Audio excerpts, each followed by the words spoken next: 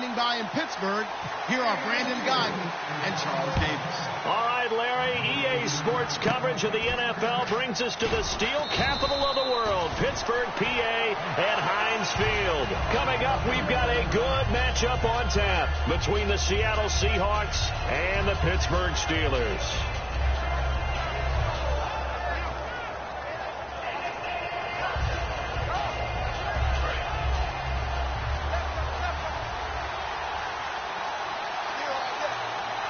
Rawls, the lone man in the backfield.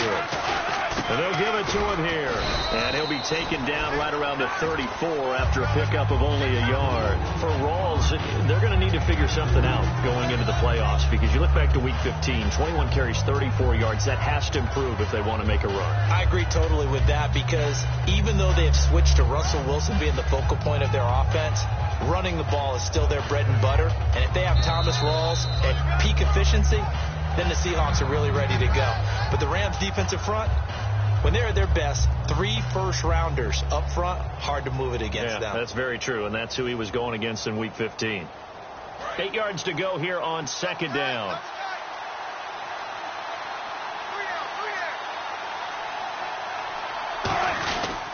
They stay on the ground. Rawls again. And he's got it up over the 40 to the 41. And he's able to get most of what he needed on the carry there. 7 yards on the gain, and it's 3rd and 2 now. I know the toss play begins with the guy taking the snap and turn around. Now the Steelers put a stop to the action with a timeout defensively. They'll have 2 remaining as we step aside here in this first quarter. An early test, 2 plays in. This is 3rd and 2. Wilson now off the bootleg. And he's going to have to eat this one as down he goes. Okay, look at this. The punt team nowhere to be found. They're on the sidelines. Offense going to go for this on the opening drive. They'll indeed go for it with Wilson. Finding time. And that's caught inside the 30. And they do finally get him, but he takes it to the 25. So after that big gain, let's see what else the offense has up its sleeve.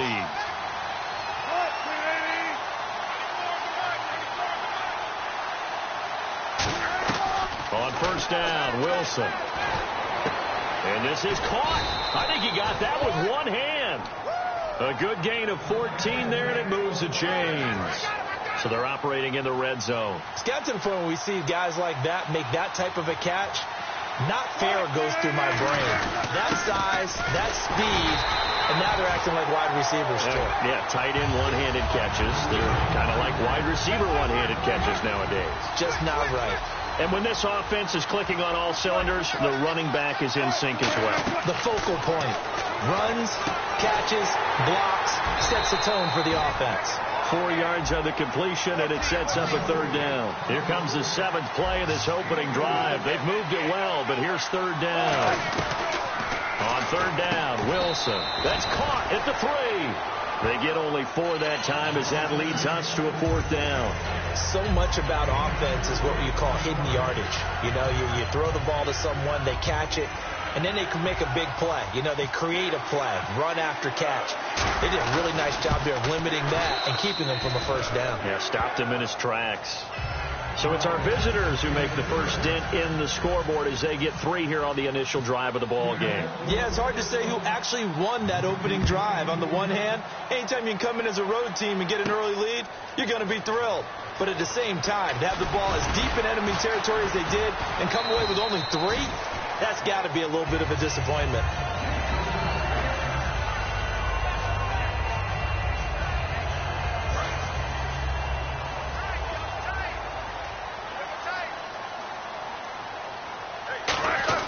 They'll throw on first down with Roethlisberger. And his first pass here is going to fall incomplete. Offensive starters time. Electric is certainly a word that comes to mind when you talk about Le'Veon Bell. Love the way that he reshaped his body coming out of college. A bigger, thicker runner while he was at Michigan State. Lost weight, became more of a whippet in the NFL. And now no one can tackle the guy, whether he's running it or catching it. And he'll go down just shy of the 25 at the 24-yard line. They'll get a couple yards on that one. And they're going to face a 3rd down. The Seahawks, here's their defensive lineup. Michael Bennett's one of the best pass-rushing defensive linemen in the game. Normally plays defensive end, but when they go to those nickel packages and he works inside, look out, offensive guards. You got a problem. It's a gain of 11 yards that time, and it produces a new set of downs. Looked like the defense put pretty good pressure on him, but he's able to flush out to his right to try and evade people. On the run, had to get on his horse. Still accurately throws a nice pass for a first down.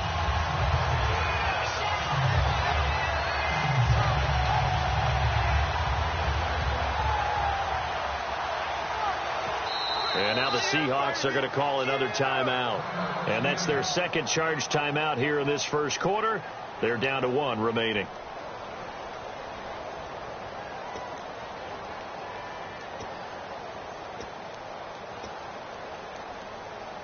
Offense comes to the line now, 1st and 10. Let's go!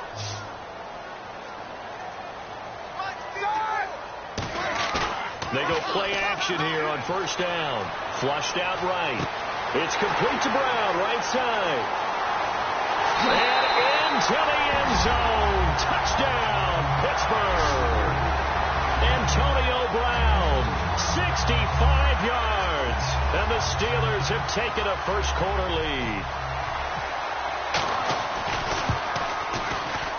And this is no good. He missed it. Not a good start here in the kicking department as this remains a 6-3 score. Boswell now to kick it away after the touchdown. It's a very short kick taken by an up man. And he is out of bounds as they'll start up past the 30. And here come the Seahawks. They won the NFC West, wrapping it up in Week 15. They've won it 4 out of the last 5 years, Charles. And what New England has been able to do has dwarfed everything else. But that's a pretty good run out west, is it not? It's a fantastic run because, remember, we were talking about the NFC West being the most competitive division in football for about a 3-year stretch there between them and San Francisco. Remember, the Rams played all of them tough. Arizona got involved in the whole deal. So it's a great run by them, and they don't believe that they're finished. Not by any stretch of the imagination. They're looking to get one of the home field advantages in the playoffs. Some runs are blocked so well, you almost forget that someone has to carry the ball to gain the yardage. The leverage by the offensive line to create space up front, really well done. Drops it underneath for Rawls. They get 5 out of that one, and it moves the chains. So many times you hear today's NFL described as a space game. Get your best players into space with the football in their hands. That's why sometimes you just swing it. And this is going to be intercepted. Picked off by Ryan Shazier. And they take possession of the football and have it at the 36-yard line. And Pittsburgh getting set to take the field. And they'll just simply be looking to build off the confidence of the last time out where they scored a touchdown. And confidence is powerful, isn't it? When you scored once, you feel like you can go back out there and get it done again. Doesn't matter what the defense throws at them. They feel like they're in a groove right now, and they want to get out there and show it. Yeah, hoping to stay in that groove here this go-around. Offense looking to avoid a 3rd and long. It's 2nd and 10. They'll come out in the pistol. 2nd and 10. It's Roethlisberger once more.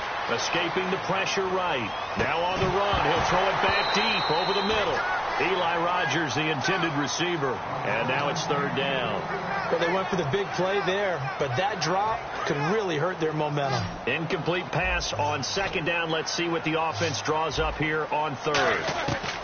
On 3rd down, Roethlisberger eluding the pressure right. Oh, the ball comes out on the hit, but they'll say it's incomplete. He was trying to find Ladarius Green there as tight end, and it's 4th down. And whistle blown. A timeout here is taken, and it's taken by the kicking team. And that's their 2nd charge timeout here in this first quarter. They're down to 1 remaining. On now, the Steelers' 2nd-year punter. This is Australian-born Jordan Berry. And look at this. It's a fake. And this is incomplete. A huge gamble, and it does not pay off. The dive unsuccessful. The big fella can't pick it up. The Seahawks offense now, they get ready to head back onto the field. And following the interception, we'll see what they can put together on this drive. I can hear my old college coach right now. He always used to tell us before every game, the team making the fewest mistakes will win. What they're hoping is that that last mistake is their only one of the game. Coaches, that's all they talk about, turnovers, right? Minimizing those and maximizing opportunities. Alongside my broadcast partner, Charles Davis, Brandon Gaudin hits the Seahawks with a football to begin quarter number 2. They've got a 2nd and 9 to start things out.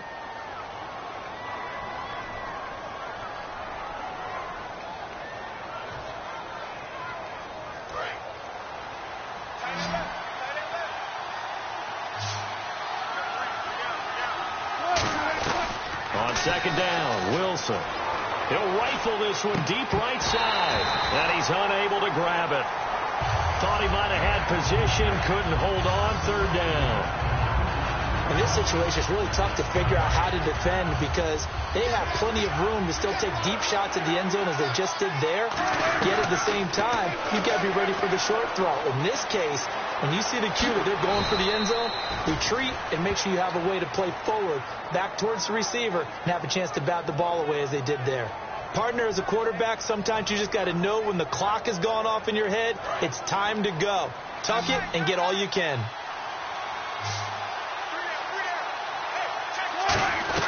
Now Wilson on 1st down. And oh, look at that, a diving catch. That one goes for 16 yards. It sets him up 1st and goal. When you're a player of his stature, you don't just circle the games on your team's calendar. You circle the Pro Bowl? Without a doubt. That's a game that you just figure you're going to be in each and every year. That's because of catches like that. That's why he goes. A pickup of 4 on 1st down. It'll be 2nd and goal. When we talk about being on schedule, I think they're on schedule after that run, getting it right down there on the doorstep. Maybe even a little bit ahead because now the defense can't dictate with pressure. They're guessing about where you're going to go. And he's across the chalk into the end zone. Touchdown, Seahawks.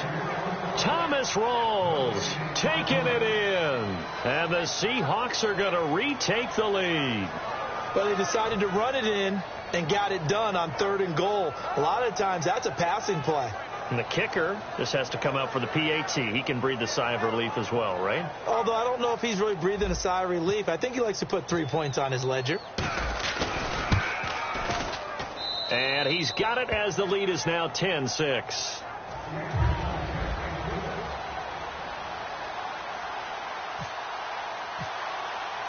Hauschka now to send this one away following the score.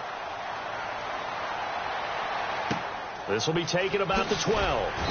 And he'll get it up past the 20 to the 22-yard line. And now whistles come in. We're going to get a timeout here by the offense. And with that, they're now out of timeouts. There's still plenty of time remaining here in this 2nd quarter.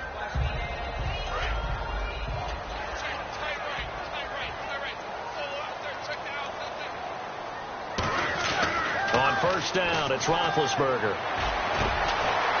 He couldn't quite hold it. Got hit. Ball pops out. Incomplete. Charles, I have to bring up something you told me about last week. You often find hidden talents with a lot of these guys in the NFL. And Baltimore kicker Justin Tucker, he's a heck of an opera singer, and he's very good at singing some holiday tunes, isn't he? He certainly is, and when he sings, he captivates you. Because I've actually seen him on video in the tails, right? I mean, he looks fantastic, but he sounds even better. And not only that, how about what he's done on the field? 10 field goals of 50 yards or more this season, which ties a record set by Blair Walsh in 2012 when Walsh was a rookie. But seriously, go to your favorite search engine. Just put in Justin Tucker Opera. You'll be blown away. On every offensive coordinator, every play caller sheet, they have about 5 or 6 plays per game that they call shot plays or big plays, and you don't get many opportunities to dial them up, and they just did, and they dropped. Now they're going to try this again. It's another fake. He'll buy some time right. Flush to his right. Oh, you saw that one coming. It's intercepted. Throwing back across his body. A great read, and it's picked off. And he'll get this back to the 32-yard line. The Seattle now ready to march out of the field. And they will simply, Charles, be looking to duplicate what they did last drive when they were able to push it in for 6. And they hope it'll be that easy, right? To be able to... And all the way in, touchdown Seattle. Doug Baldwin, 31 yards. And the Seahawks add on to their lead. It's never fun for a defense to run on the field knowing that they're having to defend a short field. Just the idea of trying to limit an offense in that position, daunting for a defense.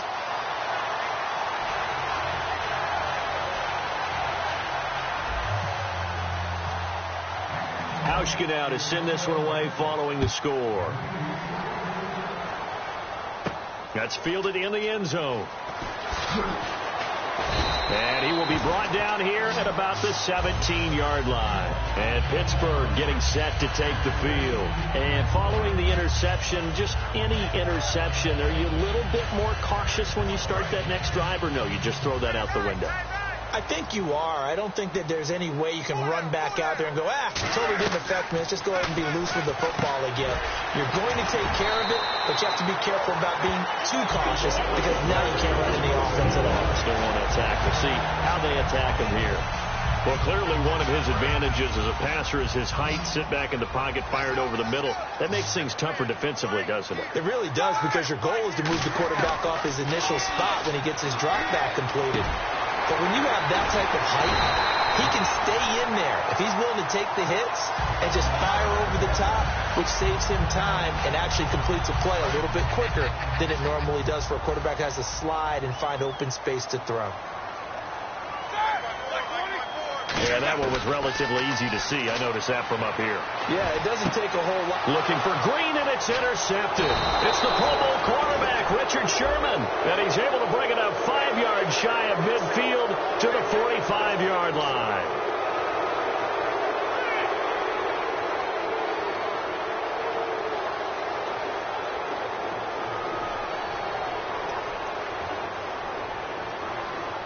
The defense helps the offense out there. Now 5 yards to go on first down. Out of the gun, it's Roethlisberger. Looking for Green, and it's intercepted. A great read, and it's picked off.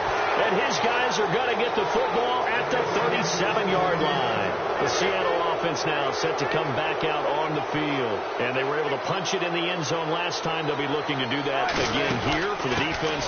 Obviously, they'll be looking to stop them from punching it back in the end zone. It always is punch-counter-punch, isn't it? And which team has the advantage? Let's just go back. Last time on offense, they rolled downfield, got into a good rhythm. You can see a little more bounce in and out of the huddle. You can see the sideline really get into the game.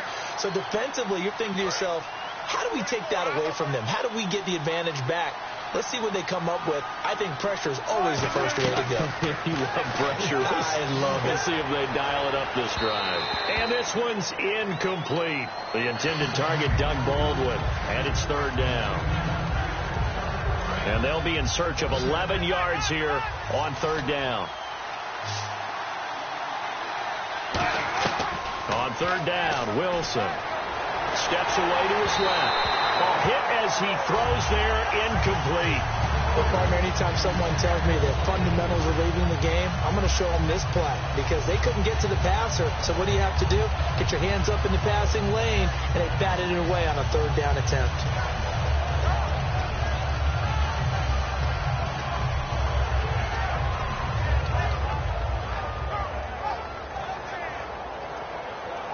Wilson and the offense not coming off the field. They're going for it on fourth. They'll indeed go for it with Wilson. He's got Curse. And he gets this one across midfield for the first down to the 46. It'll be a gain of 18 on the play. And on fourth and long, somehow they're able to keep the drive going. And no escaping this time as he'll go down. They got him for a sack. Ricardo Matthews in there to drop him, and it'll be a loss of about 8.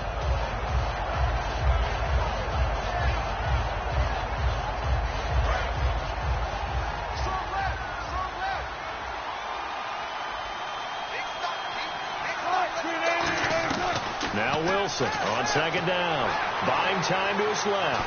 And he can't find a receiver, and he's brought down. Bud Dupree in there to pick up his second sack now of the afternoon.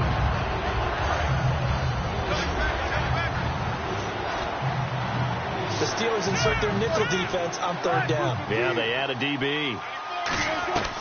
Third and long, it's Wilson. He'll rifle this one deep right side. And incomplete. The contact made the ball roam free and brings up fourth down. We know it's not an easy job to go out and catch passes when people are trying to tackle you and knock the ball away. But the bottom line is, that's a pass he's got to have and a pass he should have caught.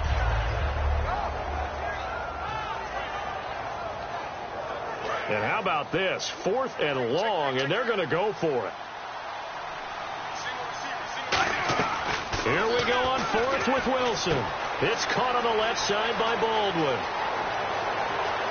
And all the way in, touchdown Seattle. Doug Baldwin, 2 catches, 2 touchdowns here so far. And the Seahawks find a way to stretch their lead. Heard a coach talk about those late-in-the-half scores, especially ones that give your team a pretty decent cushion. He said those could be the ones that could finish off a squad if you let them. Yeah, they've got the cushion. This half has been theirs.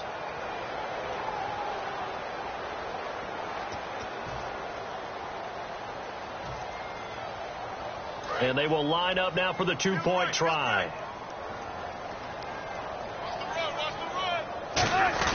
They'll try and sneak it. And he's going to go down right at the line of scrimmage. The defense left him with nowhere to go. And the try for 2 is denied. Hauschka now to send this one away following the score. This will be taken in at the 1. And he'll take it back to about the 19-yard line.